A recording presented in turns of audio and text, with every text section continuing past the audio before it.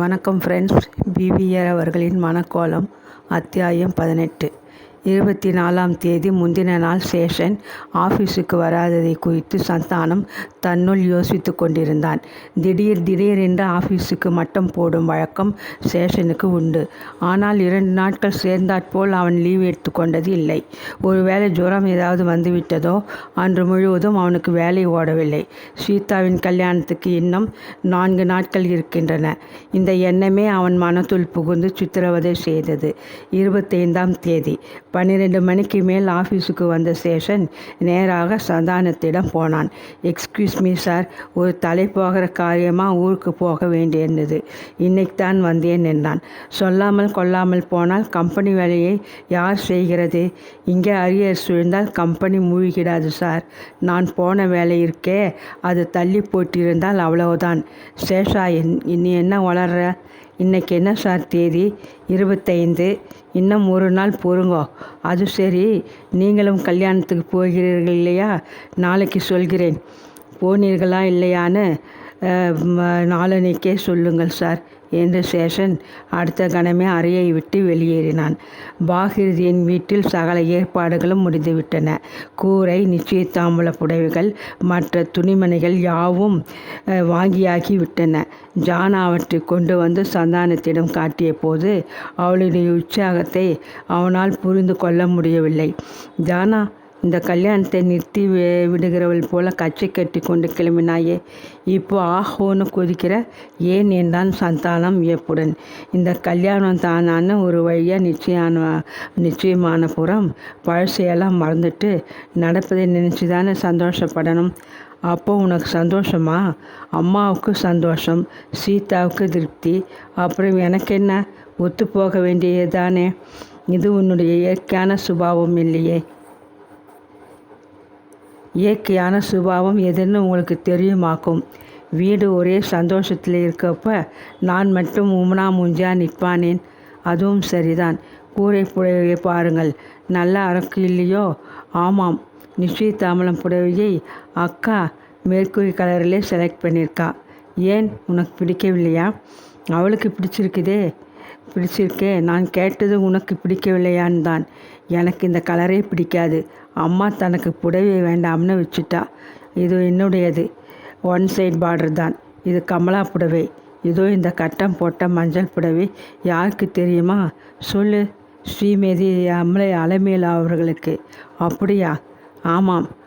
அவள் செய்திருக்கிற உபகாரத்துக்கு குறைந்தது 100 ரூபாய்க்காவது பட்டு புடவை எடுக்கணும் என்று அம்மா சொல்லி எடுத்திருக்கிறோம். 108 ரூபாய் விலை. சந்தானம் தன்னுள் சிரித்து கொண்டே வேஷ்டிகளை எல்லாம் பார்த்தான். எல்லாம் ஜரிகை கரை வேஷ்டிகள். மாப்பிள்ளைக்கு வேஷ்டிகள் ரொம்ப நன்னா இருக்குது. இதை கட்டிக்கிறவன் சீதாவை நன்னா வச்சுக்கணும்னு நான் ஆண்டவனை வேண்டிக் கொள்கிறேன். எல்லாத்தையும் பார்த்தாச்சு இல்லையா? எடுத்துட்டு போகட்டுமா? ஒன்றே ஒன்று தான் பார்க்கவில்லை. என்னது அது? நீ எடுத்துக்கொண்டு போ. அது இதிலே இல்லை. இது ஒரு வேட்டியும் ஒரு அங்கவஸ்திரமும். ஜானாவுக்கு சுருக்கென்று தைத்து விட்டது. ரொம்ப பெரிய தப்பு செய்துவிட்டோம். மணி 9 ஆயிடுத்து. எது எப்படி போனாலும் நானே போய் நாளை காலையிலே வாங்கி வரேன். அசடு மாதிரி வளராதே. எனக்கு எதுக்கு வேஷ்டியும் அங்கவஸ்திரமும்? கல்யாணத்துக்கு கூட என்னால் வர முடியாது. அப்படியே வந்தாலும் என்கிட்ட தீபாவளிக்கு வாங்கின ஜோடியிலே ஒரு வேட்டி அப்படியே இருக்குது. எங்களை மன்னிச்சிடுங்க சந்தானம். தெரிஞ்சு குத்தம் பண்ணலை. தெரியாமல் செய்தால் ஏன் மன்னிப்பு கேட்கணும்? தெரிஞ்சு செஞ்சால் மன்னிப்பே கிடையாது. என்ன இருந்தாலும் நாங்கள் இவ்வளவு கீழ்த்தர புத்தியோடு நடந்திருக்கோமோன்னு நினைக்கிறப்ப எனக்கே அவமானமாக இருக்குது. மனித சுபாவம் தான் ஜானா. நீயே நலட்டி கொள்றே. அலமேலு மாமி இந்த கல்யாணத்தை முடிச்சு கொடுக்குறா. அவன் ஞாபகம் இருந்தது. புடவையும் வாங்கிவிட்டீர்கள். நான் இந்த கல்யாணம் வேண்டாம் என்று சொன்னேன். அதனாலே என் நினைவு வரவில்லை. வேஷ்டியும் வாங்கவில்லை. இதில் என்ன தப்பு இருக்குது? சந்தானத்தின் அலுப்பும் வருத்தமும் உண்மை என்றே நம்பி கலங்கின ஜானாவின் கண்களில் நீர் துளிர்த்தது. அவள் தன்னைத்தானே சபித்து கொண்டாள். நீ ஏன் நசடு மாதிரி கண் கலங்குற? உலகத்திலே நியாய அநியாயங்களை காதால கேட்கிறப்ப அவற்றின் முக்கியத்துவமோ கொடுமைகளே தெரியாது. நேரிலே அனுபவிக்கிற போது தான் தெரியும். ஏதோ என் மனசில் வேடிக்கையாக தோணித்து, இவ்வளோ எல்லாம் வாங்கியிருக்கிறார்களே, எனக்கு ஒரு வேஷ்டியாவது எடுத்திருக்கிறார்களா என்று மனசில் பட்டதை உன்னிடம் சொன்னேன். சும்மா நீ போ. நான் பேசினதெல்லாம் சீதா கிட்ட சொல்லி வைக்காதே. ராத்திரி பூரா அவள் தூங்க மாட்டாள். எனக்கு இன்னைக்கு தூக்கமே வராது என்று கசிந்தாள் ஜானா. உனக்கா என்று சிரித்த சந்தானம், படுத்துண்டா பாறாங்கல் மாதிரி தூங்குவியே நீ. உன் கல்யாணத்தின் போதாவது எனக்கு மறக்காமல் வேட்டியும் அங்கவஸ்திரமும் வாங்கச் சொல்லு என்றான். தூக்க முடியாமல் புடவை மூட்டையை தூக்கி கொண்டு ஜானா சென்றாள். 26ஆம் தேதி சந்தானம் ஆஃபீஸுக்கு புறப்பட்டு கொண்டிருந்தான். கூடத்தில் பெட்டிகளும் கூடைகளும் நிரம்பி கிடந்தன. ஜானாவும் கமலாவும் அங்கும் இங்குமாக ஓடி ஓடி சாமான்களை எடுப்பதும் வைப்பதுமாக இருந்தார்கள். உள்ளே பாகிருதி அம்மாள் சமையல் வேலையில் இன்னும் ஈடுபட்டிருக்க, சீதா எதிலுமே சிரத்தை இல்லாதவளைப் போல கூடத்துக்கும் வாசலுக்குமாக நடந்து கொண்டிருந்தாள். அவளுடைய முகத்தில் மகிழ்ச்சியின் நிழல் மங்களாக கூட பிரதிபலிக்கவில்லை. இனி பிழைப்பதற்கே வழி கிடையாது என்று தீர்மானிக்கப்பட்டவள் பிறருக்காக வைத்தியம் பார்த்து கொண்டுதான் போவோமே என்று இருப்பது போல இருந்தது அவளுடைய போக்கு. ரேழி வழியாக செல்லும் போது 2 தடவைகள் சந்தானத்தின் கண்களோடு அவளுடைய கண்கள் சந்தித்தாலும் அவள் புன்முறுவலிக்க கூட இல்லை. அவளுடைய மனநிலையை அறிந்த சந்தானமும் பேச்சு கொடுக்கவில்லை. அவனுடைய மனக்கண் முன் திருமணத்துக்கு தயாராக நின்ற சீதாவின் உருவம் எழுந்தது. நிச்சயிக்கப்பட்ட விவாகத்தை எதிர்நோக்கி அவள் எப்படியெல்லாம் மகிழ்ந்திருப்பாள். கற்பனையிலே நாள் முழுதும் சென்றிருக்குமே. சரியான பருவத்தில் அந்த பருவத் துடிப்பின் உச்சியில் பருவத்துக்கேற்ற உணர்ச்சிகளை அவள் உள்ளம் அடக்கி கொள்ளாமல் ஆனந்த வெறி கொண்டிருக்கும். பகலில் அவள் கண்ட கனவுகள் கணக்கிலடங்கா போயிருக்கும். ஆனால் அந்த கனவுகள் ஒரு நிமிஷத்தில் சிதைந்தன. மனக்கோலத்துக்கு நீ அருகதி இல்லாதவள் என்று விதி சிரித்தது. அதன் சிரிப்பு இப்பொழுது அடங்கியிருக்கிறதா? அவள் இப்போது மனக்கோலத்துக்கு ஏற்றவள் என்று விதி அங்கீகாரம் செய்துவிட்டதா? அப்படியானால் ஏன் அவளுக்கு தன் கல்யாணத்துக்கு முன்னால் அதே விதி மகிழ்ச்சியையும் குதூகலத்தையும் கொடுக்கவில்லை? சந்தானம் பழனிக்கு போவதில்லை என்று தீர்மானித்து அன்று காலை பாகீரதி அம்மாளிடமே சொல்லிவிட்டான். அவன் அவளுடைய முடிவை கேட்டு ஆச்சரியப்படாவிட்டாலும் தனது வருத்தத்தை தெரிவித்தாள். அன்று கம்பெனியை அடைந்த போது இன்றுமில்லாத சிரிப்பும் கழிப்புமாக சேஷன் அட்டன்றை கேலி செய்து கொண்டிருந்தான். அவனுடைய ஹாஸ்ய விடிகள் ஒவ்வொன்றையும் டைப்பிஸ்ட் அமிர்தம் ரசித்து கொண்டிருந்தாள். சந்தானம் வந்து தன் அறைக்குள் நுழைந்த சில நிமிஷங்களுக்கெல்லாம் சேஷன் உள்ளே போனான். சார், இன்னைக்குத்தானே கல்யாண பார்ட்டி போகிறது? ஆமாம்.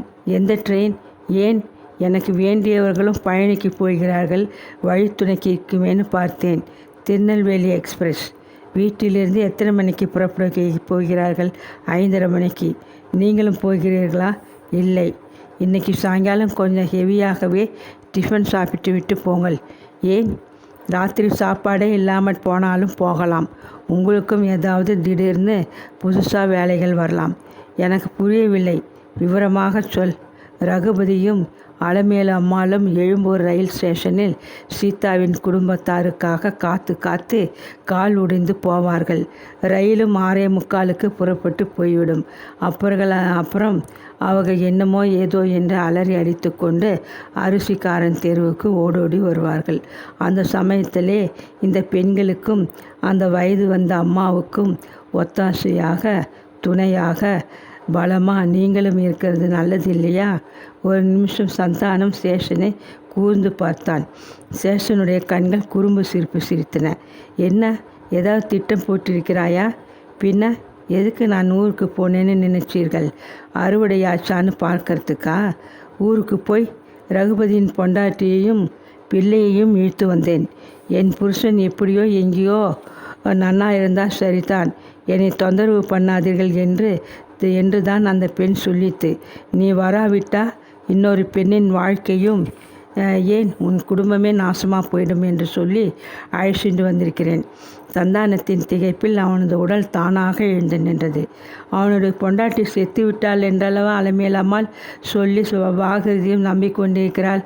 அலைமேலு வேறு எப்படி சொன்னால் இந்த கல்யாணம் நிச்சயமாகும். நீ சொல்லுகிறதெல்லாம் நிஜமா?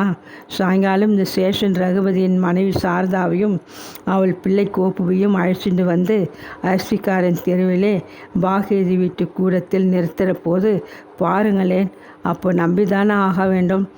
ஆமாம், அவர்கள் இத்தனை தூரம் எல்லா ஏற்பாடுகளையும் செய்கிற வரைக்கும் சும்மா ஒன்றும் தெரியாதவனைப் போல இருந்துவிட்டு இப்போ திடுதிப்பென்று வந்து எல்லா விஷயத்தையும் உடைக்கிறாயே.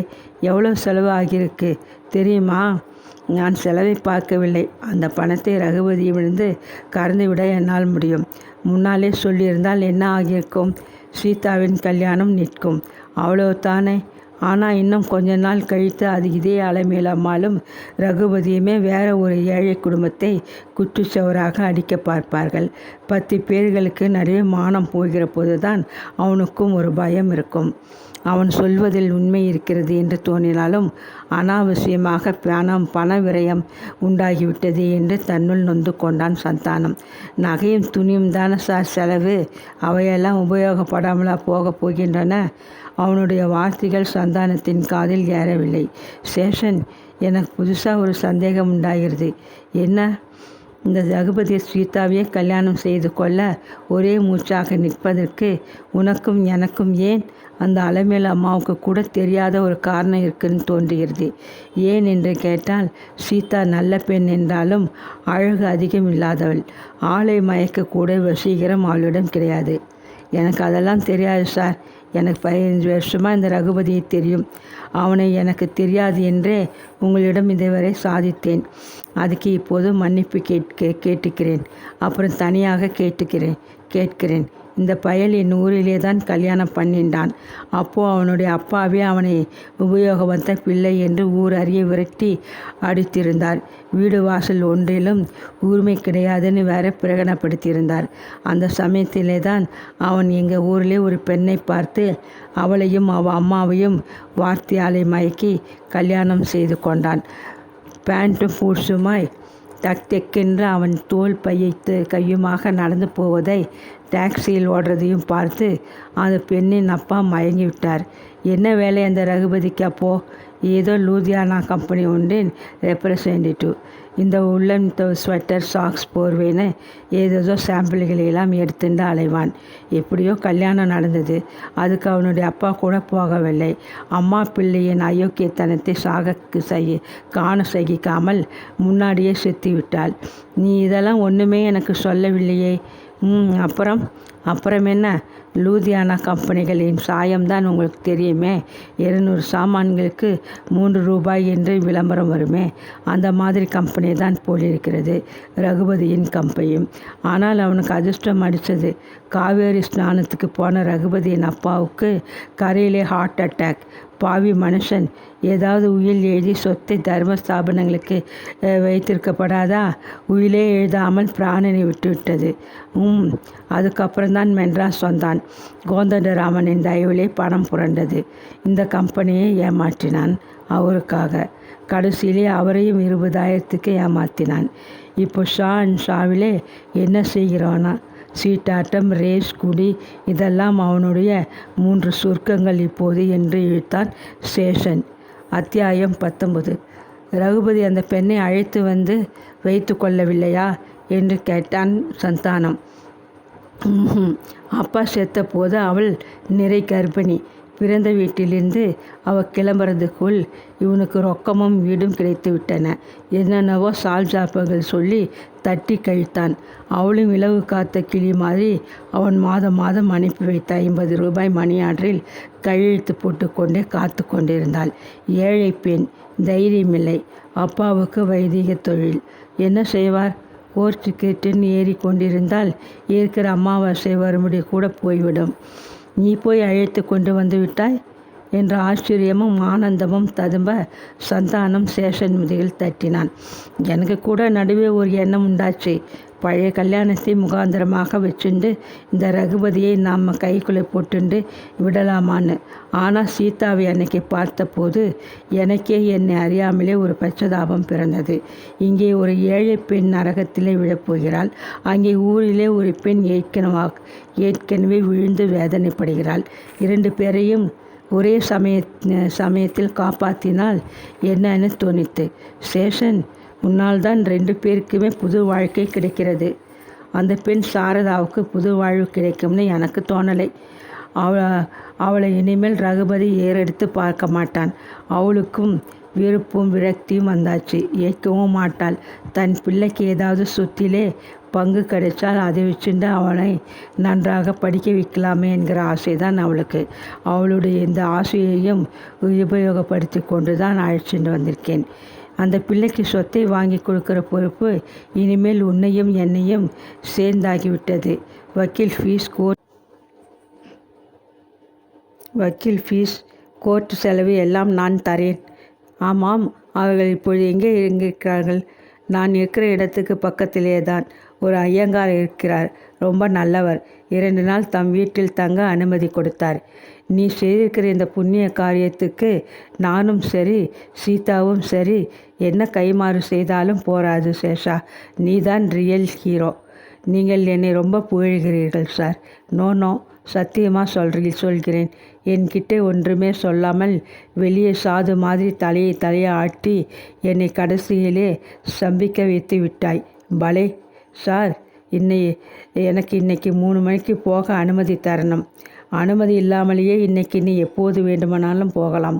நானும் போய் எல்லாவற்றையும் இப்போதே சொல்லிவிட்டு வருகிறேன். நோ ப்ளீஸ், கூடவே கூடாது.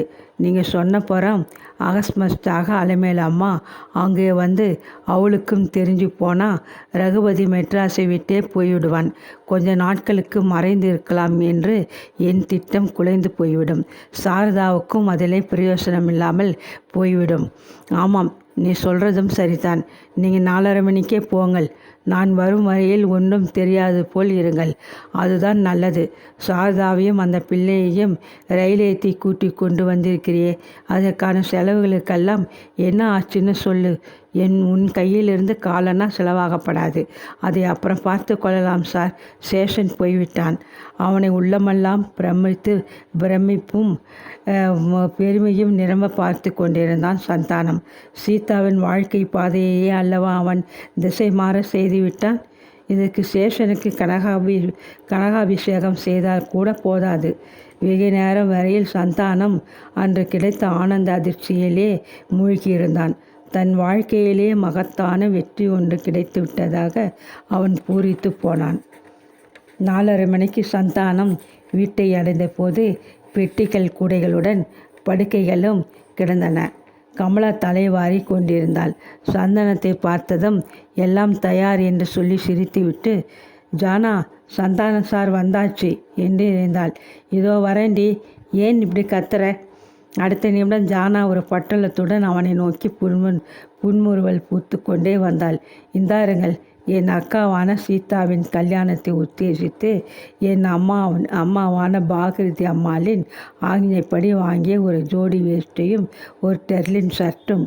இதை நான் பணிவன்புடன் சமர்ப்பிக்க தாங்கள் தயை கூர்ந்து ஏற்றுக்கொள்ள வேண்டும்.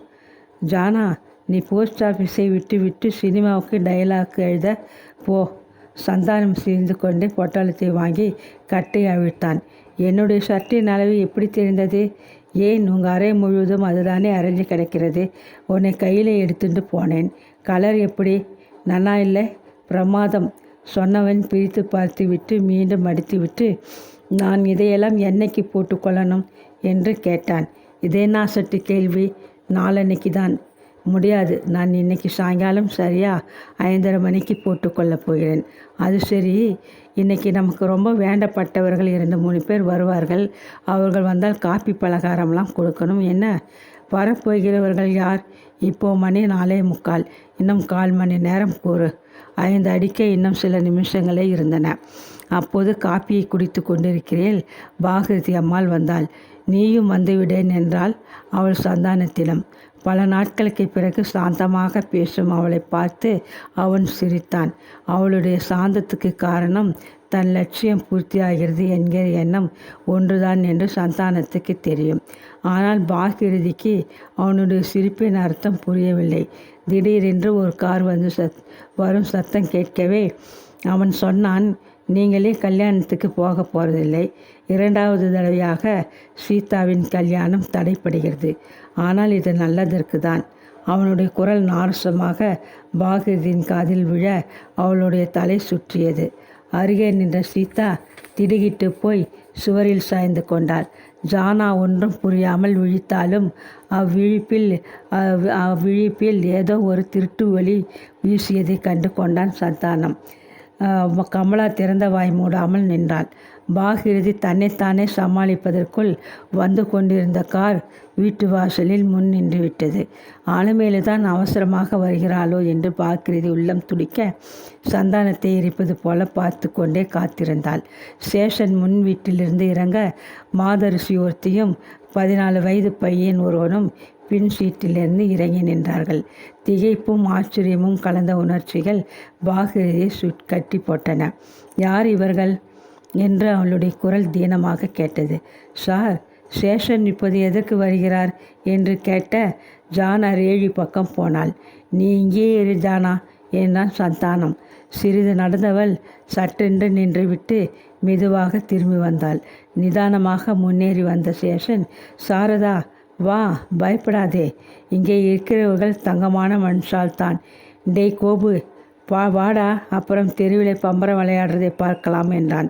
எல்லோரும் வாயடைத்து நிற்க கூடத்தை அடைந்ததும் சேஷன், முதல்ல அந்த மாமிக்கு சாஷ்டாங்கமாக நமஸ்காரம் பண்ணு என்றான்.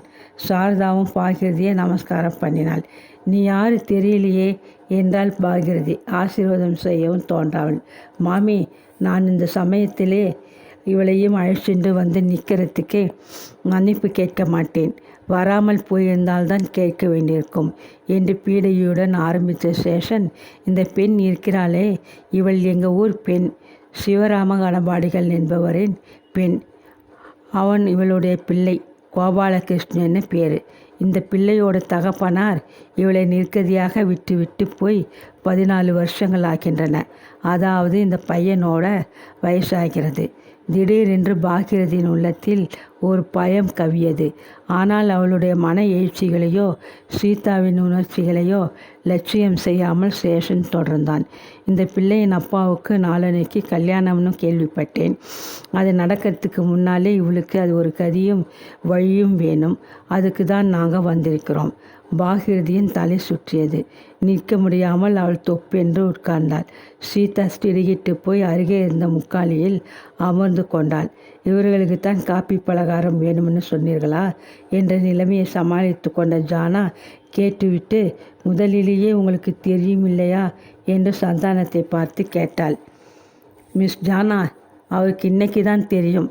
நான் வர்றதுக்கு முன்னாடி சொல்ல வேண்டாம்னு கேட்டுட்டு இருந்தேன். அதுதான் சொல்லவில்லை. அப்பாடி என்று பெருமூச்சு விட்ட ஜானா, பையா, உன் பேர் என்ன என்று கேட்டாள். கோப்பு. உனக்கு லட்டும் சாங்கரையும் தரேன். டி கமலா, கூடையை தெர, முடிச்சு அவிழ்க்க நேரத்தை வீணாக்காதே, கத்தியாலே கயிற்று கட் பண்ணேன். பையனுக்கு மட்டுமா ஸ்வீட்? நம்ம எல்லோருமே அல்வா இப்போ ஸ்வீட் சாப்பிட வேணும். எங்கே சந்தானம் என்றான் சந்தானம்.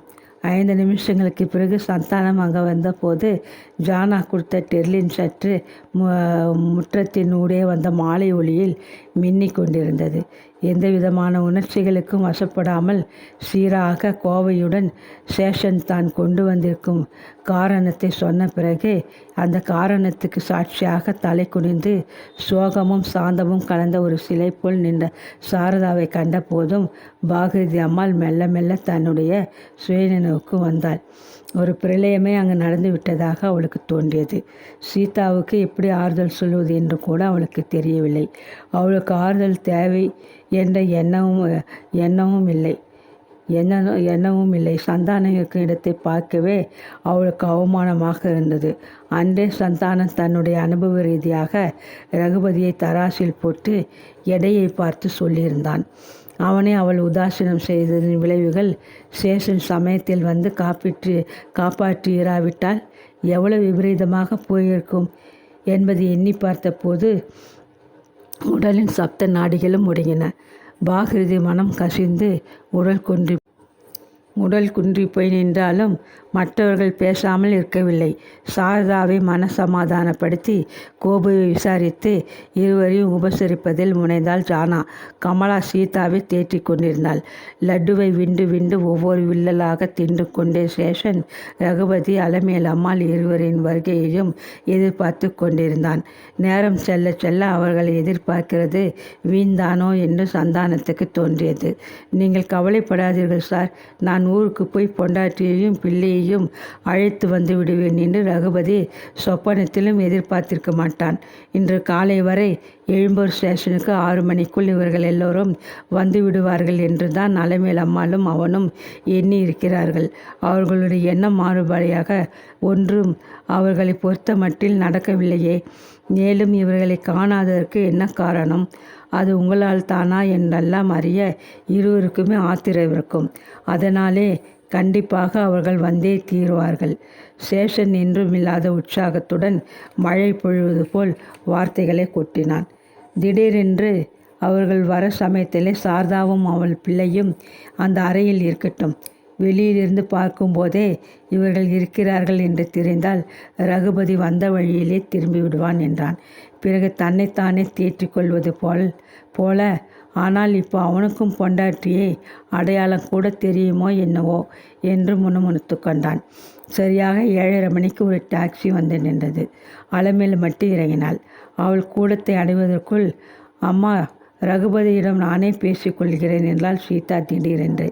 அவளுடைய நம்ப முடியாத எதிர்பாராத மாறுதலை கண்டு எல்லோரும் அதிசயித்தார்கள். ஆனால் மற்றவர்கள் ஏதும் பேச முடியவில்லை. அலமேலு தடதடவென்று நடந்து வந்தாள். ஏண்டி பாகிருதி, என்னடி இது? நானும் ரகுபதியும் பிளாட்ஃபார்மெல்லாம் தேடினோமே, யாருக்கு இங்கே என்ன ஆச்சு? யாராவது குடும்பத்தை கெடுக்கிறவன் குறுக்கே நின்று கொதறிட்டானா? நாலா பக்கமும் பார்த்து கத்தியவள் பெட்டி படுக்கைகளின் மீது கண்ணோட்டம் விட்டுவிட்டு எரித்து விடுபவளைப் போல் சந்தானத்தை ஏறிட்டு பார்த்தாள். அவன் சிரித்து கொண்டிருக்கையிலே ஜானா வாசலுக்கு சென்று ரகுபதியை அழைத்து வந்தாள். ரொம்ப சீரியஸ் மிஸ்டர் ரகுபதி, தயவுசெய்து வந்து பாருங்கள் என்று அவள் ரேழியில் கூறியது சந்தானத்தின் காதுகளில் விழ அவன் தன்னுள் சிரித்து கொண்டான். ஜானாவின் சாதுரியத்தையும் மகனம் புகழ்ந்தது. அவன் கூடத்தை அடைந்ததும் ஜானா வாசல் கதவை சாத்தி தாளிட்டு விட்டாள். எல்லோருக்கும் நடுவே ரகுபதி நின்றான். சேஷனை பார்த்தபோது ஆச்சரியத்தை விட ஆத்திரமே எல்லை மீறி வந்தது. இவன்தான் ஏதாவது செய்து காரியத்தை ஏன் அவன் திட்டத்தை நிர்மூலமாக்கி விட்டானோ? அலமேலுவின் இரைச்சலுக்கும் யாரும் பதிலளிக்காமல் போகவே ஒரு அமைதி நிலவியது. அந்த அமைதி நேரத்தில் தன்னைத்தானே தயார் செய்து கொண்ட சீதா மிஸ்டர் ரகுபதி என்றாள். ரகுபதி அவளை பார்த்து திருத்திருவென்று விழித்தான். எங்கள் அம்மாவும் நானும் உங்களை நம்பினோம், நீங்கள் கண்ணியமான மனிதர் என்று. ஆனால் நீங்கள் எப்படிப்பட்டவர் என்று எங்களுக்கு இப்போதான் தெரிஞ்சது. இந்த சந்தான பேச்சை நீங்கள் நம்பி இருக்கிறீர்கள். ரகுபதி முணுமுணுத்தான். இருந்தாலும் சீதாவின் காதில் அது கேட்டது. அவரை நாங்கள் நம்பியிருந்தால் இந்த கல்யாணம் நிச்சயமே ஆகியிருக்காது. அவரை நம்பாமல் தான் முட்டாள்தனமாக என் அம்மாவும் நானும் இதில் ஒரு முடிவுக்கு வந்தோம். அலைமேலு மாமியை நாங்கள் குற்றம் சொல்லவில்லை. நீங்கள் சொல்லி கொடுத்த பாட்டை இங்கே வந்து கிடக்கிற கூலிக்காக பாடினாள். என்னடி நாக்கு நீள்கிறது என்று இடைமறித்தாள் நிலமேலு. தரகு தொழிலிலே உங்கள் கை நீண்டால் எங்கள் நாக்கு நீளக்கூடாதோ என்றாள் ஜானா. ஜானா, நீ பேசாமல் இரு என்று கையை மறுத்து விட்டு சீதா மேலே தொடர்ந்தாள். இதோ இங்கே அந்த அறையிலே 2 பேர் இருக்கிறார்கள். அவர்கள் யார் என்று முதலில் உங்கள் வாயால் எங்களுக்கு சொல்லுங்கள். அடுத்த கணம் கோபு, நீயும் அம்மாவுமாக இங்கே வாருங்கள் என்று அழைத்தாள் ஜானா. சாரதா தலை குனிந்து கொண்டு அடிமேல் அடி வைத்து வர கோபு அவளை தாண்டி முன் வந்தான். இவர்கள் யார்? சீதாவின் குரலில் யாருமே அதுவரையில் உணர்ந்தறியாத கடுமையையும் ஆணவத்தையும் கண்ட தாயாரும் தங்கைகளும் சந்தானமும் வியந்தார்கள். இது என்ன நாடகம் என்று ரகுபதி சீறினான். நீங்கள் நடத்தவிருந்த நாடகம் எங்களுக்கு என்னென்னு புரிந்துவிட்டது. இது என்னென்னு உங்களுக்கு புரியவில்லையா? இவள் யார்? அந்த பையன் யார்? இப்போது கலகலவென்று சிரிப்பொலி கேட்டது. சேஷன் சார், ரகுபதி சார், அந்த கேள்வியை தான் நான் இருக்கும்போது கேட்காதீர்கள் என்றான். இதெல்லாம் உன் வேலைத்தானா? உங்களுக்கு எப்படி தோன்றது? இதுக்கு நீ நன்னா வாங்குவாய். இப்போ யார்கிட்டே வாங்கிக்கிறார்கள்? ஜானாவும் கமலாவும் சிரித்தார்கள். வாய் திறவாமல் பாகதியும் சந்தானமும் நின்றார்கள். சீதா, கட்டின பொண்டாட்டியை இவள் என் பொண்டாட்டின்னு சொல்லிக்க உங்களுக்கு வெட்கமா, விருப்பா, இல்லை பயமா என்று கேட்டாள். நான் இரடாதாரம்னு சொல்லித்தான் இதற்கு ஏற்பாடு செய்தேன், அது தெரியும். ஆனால் நீங்களே என் ஆஃபீஸுக்கு வந்து என்கிட்டே பேசினீர்களே, அப்போது என்ன சொன்னீர்கள்? கல்யாணமான உடனே மனைவி இறந்து போய்விட்டாள் என்றீர்கள். ரகுபதியால் பேச முடியவில்லை. வா, அலமேலே போகலாம் என்றான் ரகுபதி. அவ்வளோ சீக்கிரமாகவா? அரிசிக்காரன் தெரு முழுதும் இங்கே வர சொல்லியிருக்கிறேன். போலீஸ் ஸ்டேஷனுக்கும் தகவல் சொல்லி வச்சிருக்கிறேன். பழைய கதை ஒன்றொன்னா வெளியே வரப்போகிறது என்று கூறி சேஷன் சிரித்தான். சேஷன் பேசாமலே இருந்தான் சந்தானம். என்ன சார், குழந்தையையும் கிள்ளிவிட்டு தொட்டிலையும் மாட்டுகிறீர்களா என்று கருவினான் ரகுபதி. அலட்சியமாக அவனை பார்த்த சந்தானம், நான் கிள்றதுன்னு நினைச்சால் கழுத்திலே தான் கிள்ளுவேன், அப்புறம் குழந்தைய அழ தொண்டை இருக்காது என்றான்.